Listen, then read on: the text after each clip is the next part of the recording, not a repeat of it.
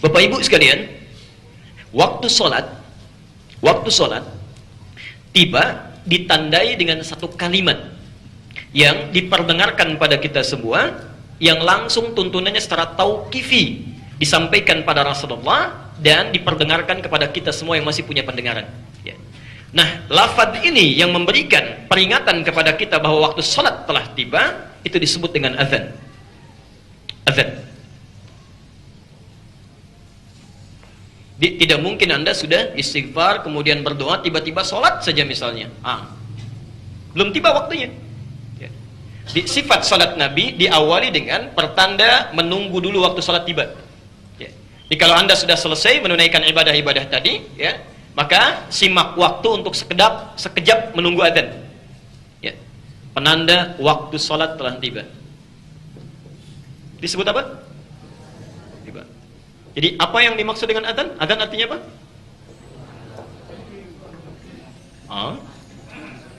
Adzan artinya apa? Baik. Sekali lagi, adzan artinya apa? Baik. Kalau secara bahasa, ya, kalau Anda buka kitab fikih, selalu ada dua pengertian. Misal, salat artinya apa? Selalu as-salatu lughatan, secara bahasa, etimologi. Ya. Baru yang kedua terminologi, istilahan. Adzan secara bahasa itu artinya telinga. Telinga. Dari kata udhun. Seakar dengan kata udhun.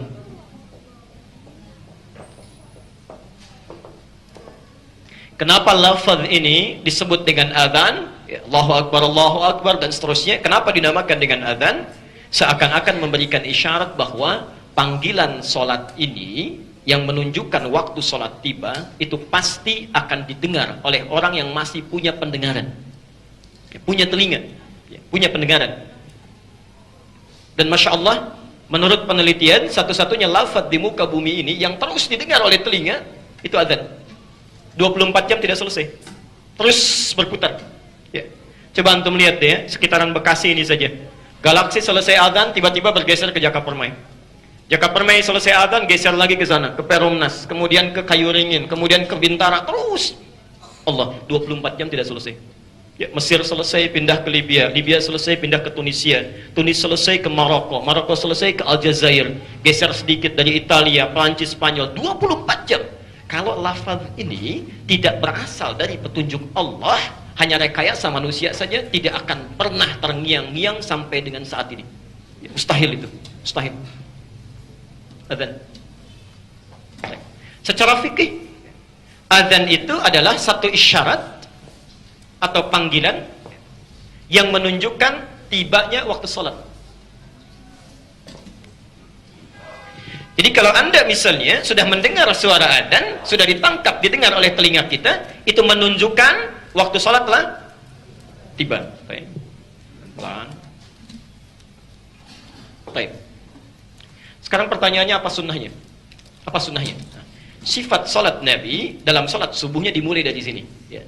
Saat adzan mulai berkumandang, beliau, Masya Allah, seorang Nabi, Rasul, dijamin masuk surga. Jadi tuntunan, surga tingkat paling tinggi. Masih meluangkan waktunya sejenak untuk mendengarkan, meresapi, dan menjawab seruan adzan. Ini sunnah yang pertama. Hati-hati ya, kadang-kadang dianggap remeh, tapi ini penting. Ya. Kita bacakan hadisnya dari Abu Sa'id Al-Khudri. Ya.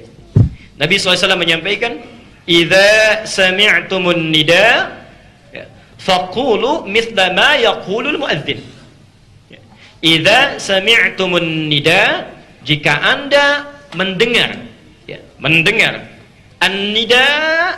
Ini bagus sekali ini. Bagus sekali. Di dalam Quran, panggilan adzan dan panggilan malaikat itu selalu menggunakan kata nida. Nida. Ya. Padahal panggilan, ajakan itu bisa menggunakan kata da'a. Da'a yad'u, ya, mengajak, memanggil. Tapi di sini memilih kata nida.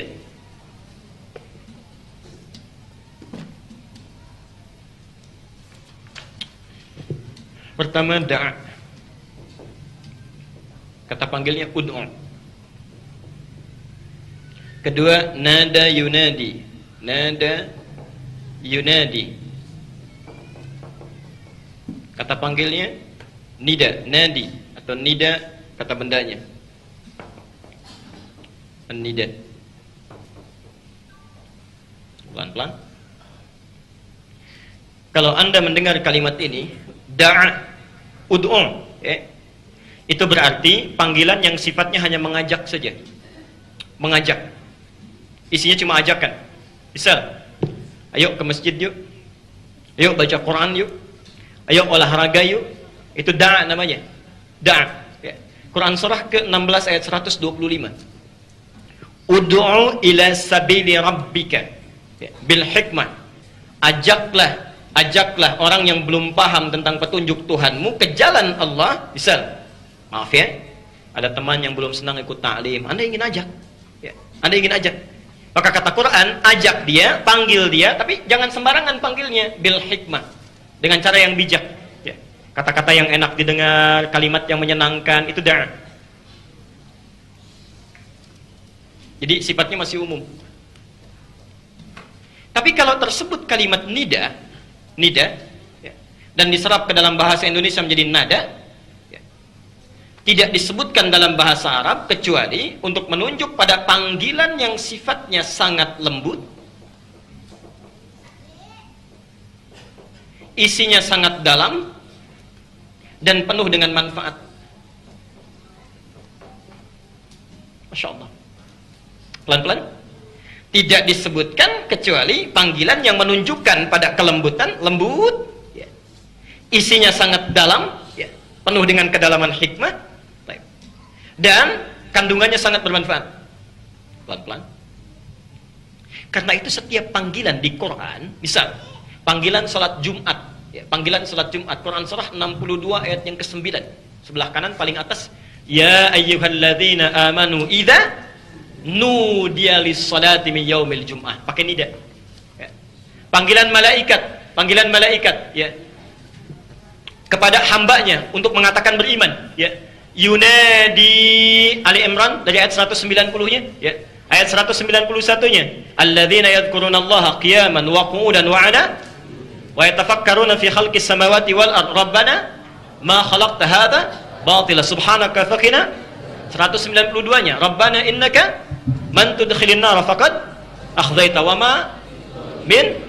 Seterusnya, rabbana innana sami'na munadiyan yunadi an aminu bi rabbikum Allah. Panggilan iman itu menggunakan kalimat nada nida, seakan-akan memberi pesan kalau Anda ingin mengajak kepada iman atau hanya sekedar azan, mengumandangkan azan, maka kumandangkan dengan penuh kelembutan ya. Jangan sambil marah-marah. Ajak orang beriman sambil marah-marah. Malaikat aja nggak marah, masa kita bukan malaikat marah? Ya, jangan marah-marah. Kenapa mesti marah-marah? Ya. Malaikat diperintahkan memberikan petunjuk dengan kelembutan. Masa kita bukan malaikat mencela orang? Nggak perlu mencela. Baik. Nah, yang paling menarik, perhatikan di dalam kalimat azan ini, kenapa disebutkan dengan nida? Kata Nabi, idza sami'tumun nida, seakan-akan Nabi bukan menekankan panggilannya. Nabi menekankan dalam kalimat-kalimatnya ada kedalaman makna yang patut engkau renungkan. Ada manfaat yang bisa engkau dapatkan pahalanya. Karena itu kalau Anda ingin mendapatkannya, kata Rasulullah, perhatikan kalimatnya. Perhatikan kalimatnya. Faqulu mithla ma yaqulul muadzin. Setiap muadzin mengumandangkan kalimat azan, selesai dia mengucapkan kalimatnya, maka Anda langsung ikuti. Ya, jelas? Betul. Allahu Akbar, Allahu Akbar. Kalimat diucapkan, Allahu Akbar. Kita praktekkan, diulang 2 kali.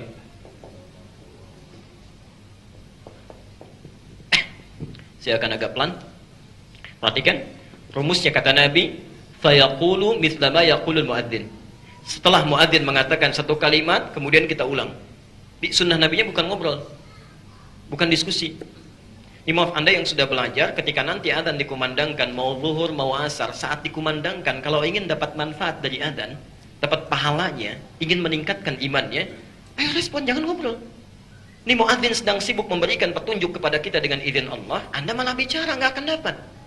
Jelas di sini? Baik. Satu, kata Nabi, begitu diucapkan, kita ulang. Allahu Akbar, Allahu Akbar. Apa yang kita ucapkan? Ulang. Karena kalimat hadisnya misla ma yaqulul muadzin, seperti yang diucapkan oleh muadzin. Satu. Begitu Anda mengucapkan kalimat ini, itu kebaikan bukan? Amal soleh bukan? Berpahala tidak? Berapa pahalanya? Quran surah 6 ayat 160. Sekarang udah pada pinter ya. Cepat jawabnya itu. Kita selalu bersama Al-Quran dan Sunnah insyaAllah.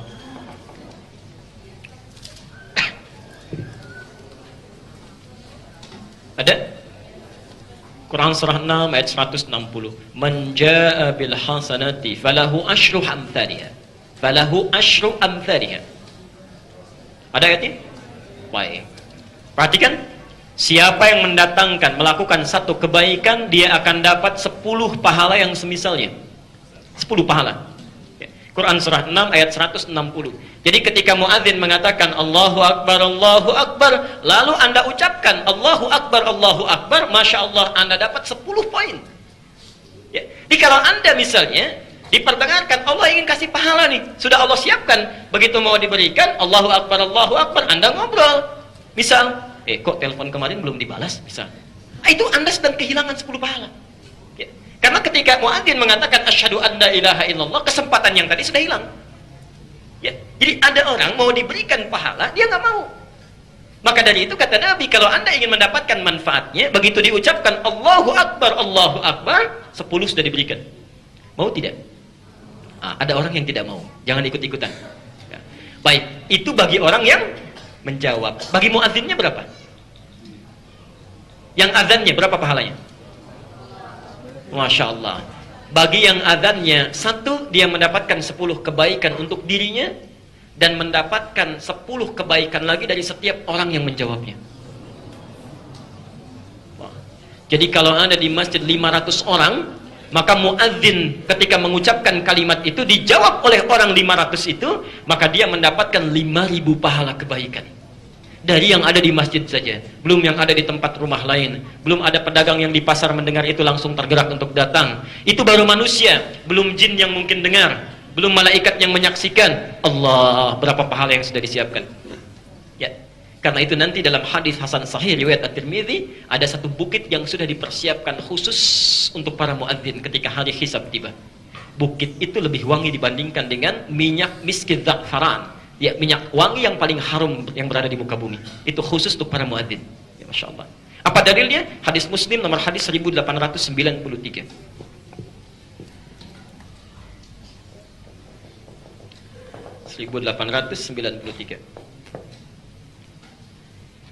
Man dalla ala khairin falahu ajruhu mithla ajri fa'ilihi min ghairi an yankusa min ajrihi syai'. Siapa yang menunjukkan pada satu kebaikan, memfasilitasi pada kebaikan, dikerjakan oleh orang lain yang mendengarkannya, mendapatinya, dia dapat pahala yang sama dengan yang mengerjakan tanpa dikurangi sedikit pun. Dia azan Allahu Akbar, ngasih petunjuk, diikuti oleh 500 orang, maka dia dapat pahala dari 500 orang ini tanpa dikurangi sedikit pun. Masya Allah. Tapi informasi saja, di Al-Ihsan sudah ada muadzinnya, ya. Jadi silakan cari di tempat lain. Insya Allah. Baik. Jadi kalau sudah tiba waktu sholat, muadzin tidak ada, jangan saling dorong-dorong. Bapak aja, saya kebetulan sedang ada masalah. Cari masalah ya. Sudah Anda sholat, tunaikan. Ya, pahala sedang akan dikasih nih. Ya, kamu kurang pahalanya, cepat. Ya, Allah itu alihkan kepada yang lain supaya Anda yang dapat. Ya, jadi jangan, tidak perlu merdu lah. Ya, yang penting ada sedikit kesesuaian ya. Baik. Baik. Ya, teruskan. Oh maaf, sebelum kesini kita satu lagi. Tadi untuk mendapatkan manfaat pahalanya itu dijawab. Tapi ada satu hal yang penting untuk kita ketahui yang pernah dilakukan oleh Ali bin Abi Thalib. Ya. Dan ini diresapi oleh Abu Bakar. Masya Allah. Kalau kita ingin mendapatkan kekhusyuan dalam kalimat-kalimat yang dilafadzkan baik di Quran, di hadis ataupun kalimat nida, maka satu yang penting bisa kita lakukan adalah memahami kandungan bacaannya. Memahami kandungan bacaannya, itu yang paling penting. Ya. Quran surah ke-9 ayat 122.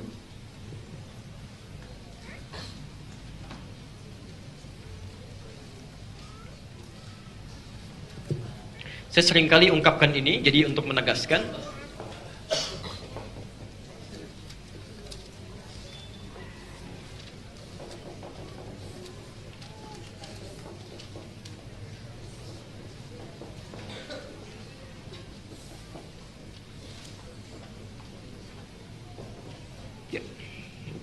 Perhatikan sini.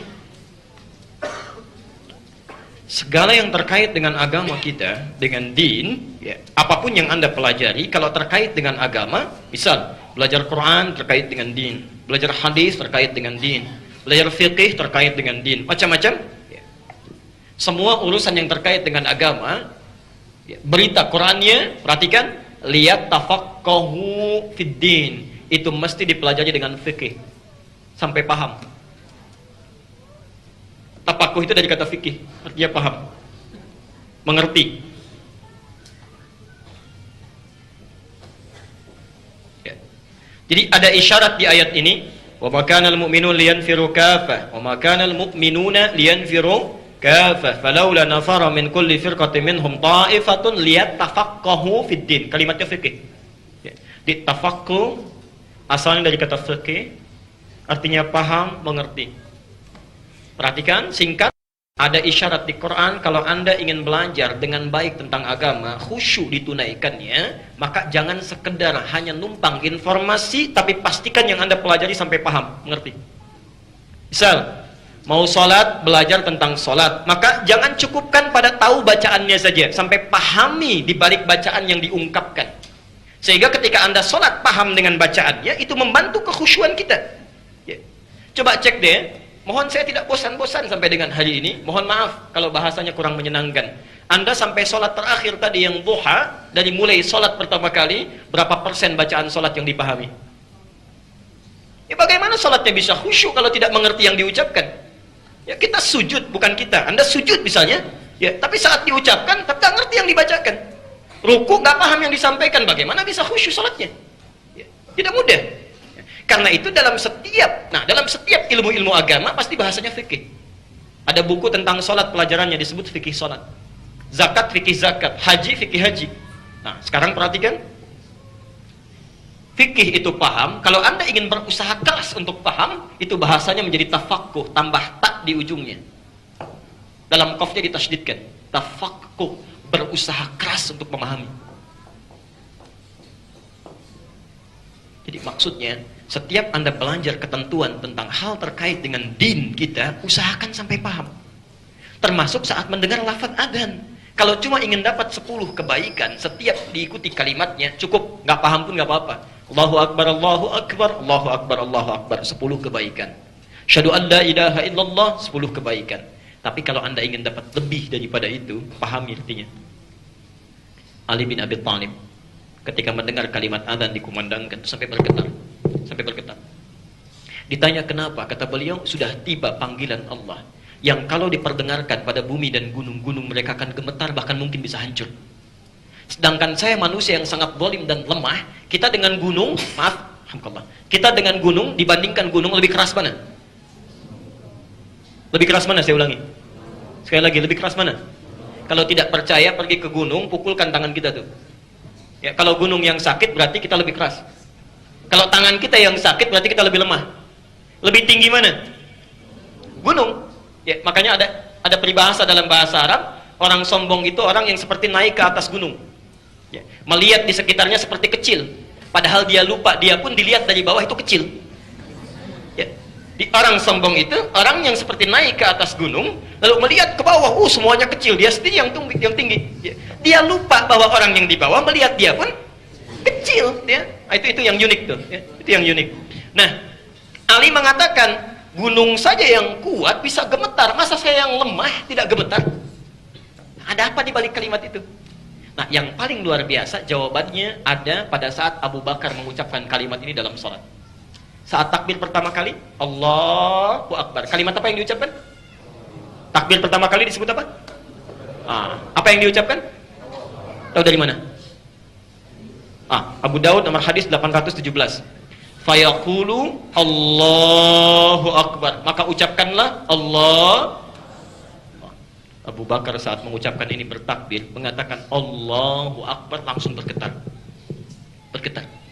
Kata Abu Bakar, perhatikan kalimatnya, sudah tiba panggilan yang saat diperdengarkan, saat dilakukan, harus bisa menjadikan diri kita lebih rendah. Hanya Allah yang paling agung. Saya takut ketika sholat itu mengucapkan Allahu Akbar, saya membawa kebesaran dalam diri saya. Walaupun sekedar orang mengatakan, wah Anda khusyuk ya sholatnya. Nah, itu takut kalau membawa sholat saat takbir, takut membawa perasaan disebut khusyuk itu. Itu Abu Bakar. Pelan-pelan. Saya sempurnakan dulu ya. Ada kabir, ada akbar. Dalam kalimat bahasa Arab, kalau ada seseorang memiliki keistimewaan-keistimewaan tertentu atau benda yang sifatnya istimewa, besar dan diprioritaskan, maka bahasa Arabnya kabir. Contoh, ada masjid besar, agung, hebat, bagus, orang Arab menyebutnya masjid kabir. Ada seorang pejabat, bos besar, dihormati, orang Arab menyebutnya Masya Allah, mudir kabir. Ya, istimewa, yang membawa kebesaran, kebanggaan tertentu. Ya, kebanggaan. Tapi kalau ada yang di atas itu seluruhnya, yang tidak tersaingi lagi, dan tidak ada yang lebih hebat dibandingkan itu, maka diganti kalimatnya dari kabir, yaknya dibuang, ditambah hamzah di depannya. Jadi akbar. Akbar. Nah, saat Anda salat mengucapkan Allahu Akbar, misal, maka kalimat itu seakan-akan menegaskan kepada kita, maaf, sebesar apapun kedudukan dunia Anda, buang seketika itu juga. Karena ada sosok yang lebih dibandingkan Anda saat itu. Rendahkan diri kita, rendahkan. Nah, kalimat azan sebelum sholat itu sudah mengingatkan. Kamu mau sholat, menghadap kepada yang maha hebat, segalanya. Jangan pernah sedikit pun membawa kebesaran dalam diri. Nah, setiap sahabat ketika mendengar kalimat itu sudah menundukkan, malu. Takut saat sholat itu tidak disadari membawa kebesaran dirinya. Ya. Maaf, kedudukannya sebagai khalifah, sebagai sahabat, ya sebagai dianggap paling khusyuk, itu takut. Makanya ketika takbir itu sudah gemetaran. Sudah gemetaran. Kok bisa ada orang bukan sahabat, belum jelas surganya, hisabnya masih menegangkan, amalannya masih berantakan, dengan adzan biasa saja. Ya. Bahkan yang paling menarik saat adzan kedudukan dunia di bawah. Ya. Allahu Akbar, itu peringatan, tundukkan semuanya, kamu akan menjadi hamba. Pengumuman berlangsung, Bapak mohon maaf Pak, saf pertama digeser karena ada rombongan gubernur mau datang. Itu sudah salah. Sudah salah. Karena kalimat itu menepikan segala gelar yang dibawa, termasuk saat Anda sholat. Maka dari itu coba cek ketika adzan dikumandangkan Allahu Akbar, apakah seketika Anda masih mengagungkan dunia yang sedang Anda nikmati saat ini? Jangan-jangan saking kabirnya kendaraan Anda lupa menggunakannya untuk ibadah. Saking kabirnya kedudukan Anda lupa untuk menunaikan hak-hak Allah yang belum pernah dikerjakan. Saking banyaknya harta benda dianggap besar sampai lupa menjadikan hak-hak Allah yang lain tertinggalkan. Maka kalimat Allahu Akbar mengingatkan, hei kamu itu akan meninggal, yang lain itu kecil, gak akan dibawa pulang. Sampai hari ini sudah sebesar apa amalmu yang akan dibawa menghadap kepada Allah yang Maha Akbar. Termasuk saat Anda datang ke sini. Ya. Jelas di sini?